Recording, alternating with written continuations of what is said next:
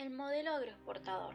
Entre 1880 y 1914, nuestro país logró intensificar y diversificar sus relaciones con el mercado mundial. La economía argentina desarrolló sus capacidades para la producción agraria orientada principalmente a satisfacer la demanda de los mercados externos. La Argentina exportaba materias primas a cambio de manufacturas, maquinarias, combustibles, tecnologías y capitales necesarios para realizar obras de infraestructura. El principal socio fue Gran Bretaña. Los grandes beneficiarios fueron los productores y los dueños de tierra.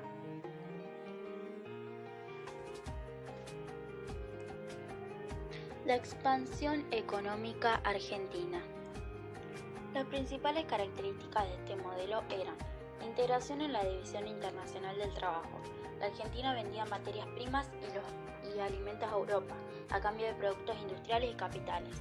La participación de capitales extranjeros, destinados a crear las condiciones financieras y de infraestructura adecuadas para la producción agropecuaria y el desarrollo de las exportaciones.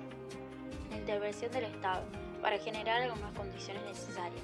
Fomento de la inmigración, para aumentar la población y cubrir las necesidades de mano de obra, la incorporación de nuevas tierras, la expansión del área pampeana, la consolidación del poder económico y político de los grandes productores del área pampeana vinculadas al capital extranjero, el crecimiento desigual del país, ya que las regiones económicas que no podían para el mercado externo tuvieron menor desarrollo y dependían de lo que podían vender al área pampeana.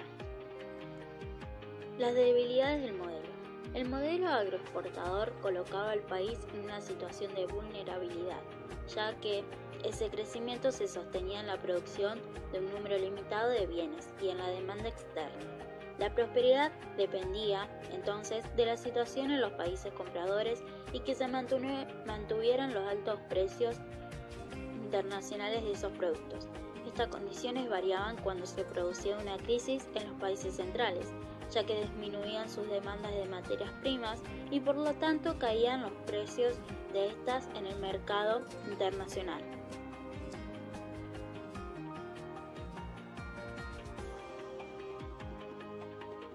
El comercio exterior y las finanzas. Los precios de los mercados internacionales se cotizaban de acuerdo con el valor de oro, considerando una medida o patrón de intercambio seguro y estable. Una ley en 1881 limitó la emisión de la moneda, de modo que se estableció la convertibilidad. Como las únicas fuentes de ingreso de oro del país eran las exportaciones y los préstamos del exterior, la caída de las reservas hizo difícil mantener este sistema. En 1884 se volvió a la inconvertibilidad. Durante esta etapa también se consolidó un sistema financiero. Importantes bancos extranjeros abrieron filiales en Buenos Aires, donde los inmigrantes depositaban sus ahorros y enviaban dinero a sus países de origen. Los ferrocarriles. Durante la etapa del modelo agroexportador, continuó la expansión de los ferrocarriles. Este proceso favoreció la incorporación de nuevas tierras a la producción, la explotación de una mayor variedad de recursos, el surgimiento de nuevos pueblos y el traslado de pasajeros.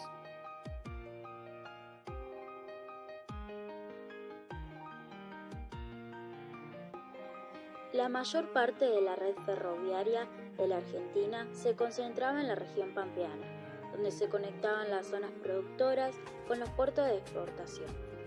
Casi la mitad de la carga transportada eran cereales. Cada empresa tenía su especialización. La ganadería ovina. Durante la década de 1840, la demanda de lana por parte de algunos países europeos incentivó la cría de ovejas de raza merino en las provincias de Buenos Aires y Entre Ríos.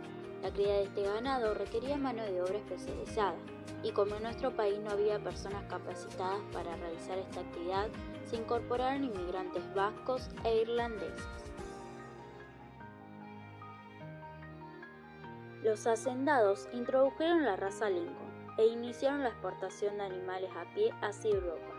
Años después, a partir de la introducción del frigorífico, La carne ovina congelada ocupó el primer lugar en las exportaciones argentinas. En las provincias patagónicas, capitalistas argentinos y extranjeros formaron extensas estancias laneras donde trabajaban peones argentinos, chilenos y europeos de origen inmigratorio. La ganadería del vacuno. Durante gran parte del siglo XIX, la prosperidad del litoral estuvo asociada al ganado vacuno. Esta actividad atravesó un periodo crítico alrededor de 1870, ya que la progresiva abolición de la esclavitud hizo que cayera la demanda de carne salada. La recuperación comenzó en 1895, con las exportaciones de vacuno en pie. Los hacendados debieron transformar la hacienda criolla para adecuar al gusto del consumidor británico.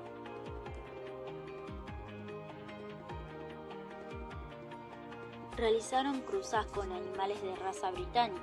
Para estas razas se necesitaban pastos todo el año, por lo que se debieron cultivar plantas forrajeras. Así comenzó la complementación de la agricultura y la ganadería. Hacia 1900, Gran Bretaña cerró su mercado al ganado vacuno en pie, con el argumento de que los animales tenían aftosa. Esto dio lugar a la exportación de carnes refrigeradas. La agricultura. Hasta mediados de la década de 1870, la Argentina importaba harina y trigo, ya que su producción era insuficiente. Gracias a la incorporación de nuevas tierras y a la expansión del ferrocarril, comenzó una importante producción cerealera, cuyo principal destino era la exportación. La agricultura se extendió primero en la región litoral, vinculada con Buenos Aires por el río Paraná. Santa Fe se convirtió en el principal productor de trigo y el puerto de Rosario en el puerto cerealero del país. Buenos Aires se dedicó a la ganadería y a la producción de maíz.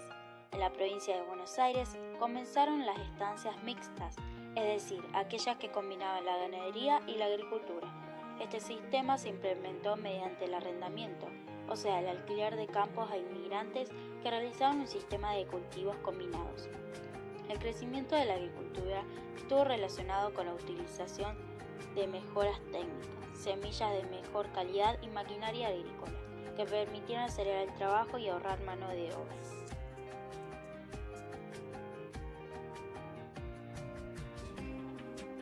Las industrias.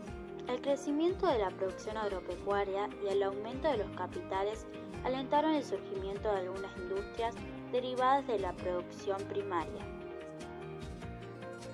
En la zona pampeana ocuparon un lugar de importancia los frigoríficos. Al mismo tiempo, se difundieron otras industrias ligadas a la producción agrícola, como las aceiteras y los molinos.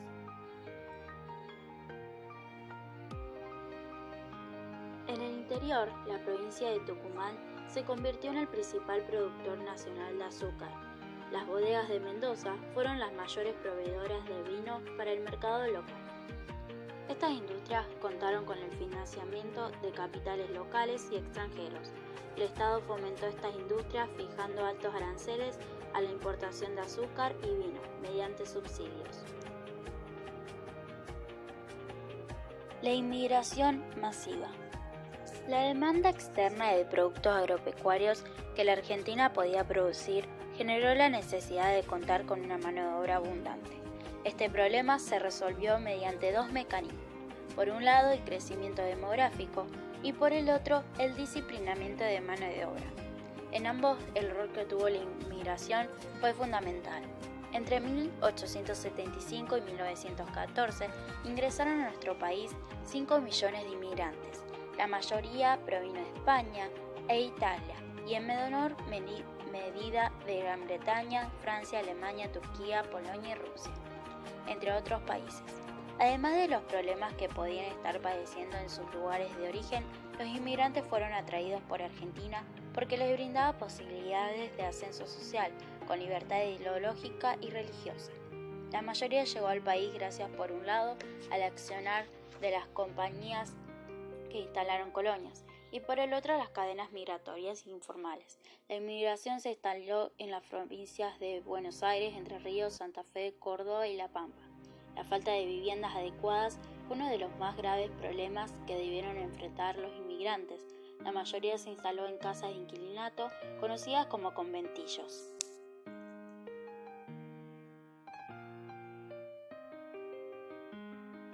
La urbanización. Las ciudades de la región pampeana atravesaron un proceso de modernización. Se abrieron nuevas calles y avenidas, y se construyeron plazas y parques. Las ciudades se expandieron hacia los barrios de la periferia. Esto requirió mejoras en el transporte público. En Buenos Aires ganó importancia el tranvía. Para un público de mayor poder adquisitivo, en 1904 comenzaron a circular los primeros autos de alquiler o taxis.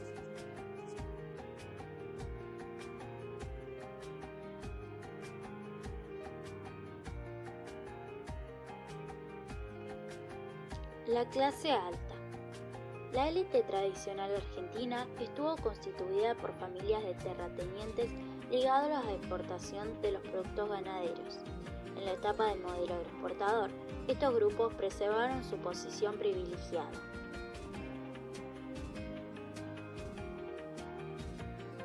Ampliaron su composición con la integración de nuevos sectores que se habían beneficiado de las posibilidades que brindaban el comercio, la industria y las finanzas. Los integrantes de esta clase alta se diferenciaban del resto de la sociedad por sus costumbres y modos de relación exclusivos. La clase media urbana. La concentración de la población en zonas urbanas y la creciente demanda de bienes y servicios permitieron el surgimiento de nuevos sectores que constituyeron la clase media. Sus miembros eran inmigrantes o descendientes de ellos, pero también incluía los sectores de origen criollo. Esta clase media urbana mostraba una composición heterogénea, ya que sus integrantes se dedicaban a actividades diversas y tenían distintos niveles de ingresos, educación y de participación en la vida política y económica. Estos grupos gozaban de movilidad social ascendente, es decir, la posibilidad de mejorar su posición económica y social. La clase obrera. Las actividades productivas requirieron numerosos trabajadores, que constituyeron la clase obrera. La mayoría fue mano de obra asalariada en las nuevas industrias. En algunas actividades hubo una importante presencia de mano de obra femenina e infantil, que los empresarios consideraban más barata y menos conflictiva que la de los hombres adultos. Muchas mujeres se emplearon en el servicio doméstico y en tareas de lavado y planchado de prendas. La situación económica y social de estos sectores fue muy precaria, debido a los bajos salarios, la falta de viviendas adecuadas y la inexistencia de leyes laborales que los protegieran. A fines del siglo XIX comenzó a organizarse el movimiento obrero, con la creación de asociaciones, sindicatos, sociedades de resistencia, mutuales, grupos ideológicos y periódicos. Los cambios culturales. Las distintas comunidades extranjeras contribuyeron a que se produjeran notables cambios en las costumbres y en los modos de vida de la sociedad argentina. Se incorporaron alimentos y comidas antes desconocidos. Cada colectividad e incluso grupos procedentes de distintos lugares de un mismo país formaron sus propias instituciones.